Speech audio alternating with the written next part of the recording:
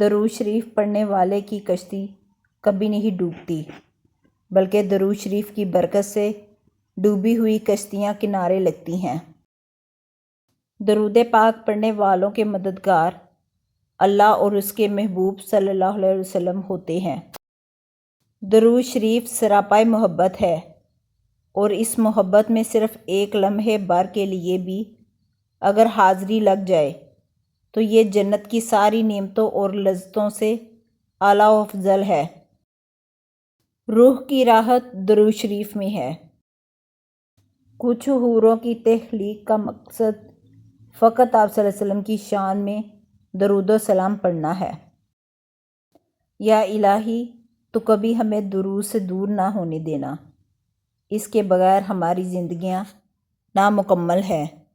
ہماری روح کو درود کے رنگ میں رنگ دے، آمین۔ رکھنا زبان پہ مومنو کثرت درود کی، باخدا ملتی ہے خوش نصیبی کو رغبت درود کی۔ درود سے سب ملتا ہے، درود پڑھنا قسمت والوں کے نصیب میں ہوتا ہے۔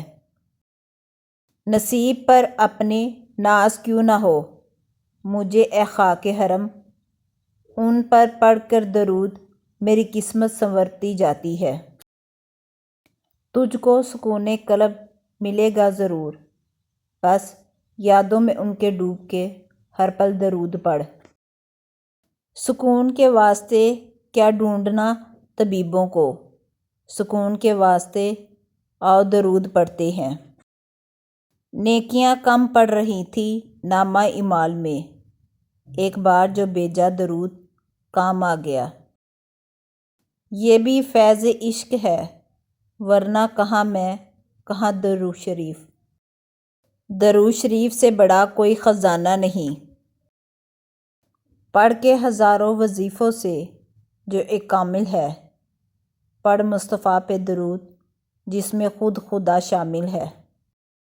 ہم نے دیکھا ہے اثر صلی اللہ کا، ایک تسبیح ہر دکھ کو بھلا دیتی ہے۔ درود پاک تمہارے سب غموں کے لیے کافی ہوگا، اور اس سے تمہارے گناہ بخش دیے جائیں گے۔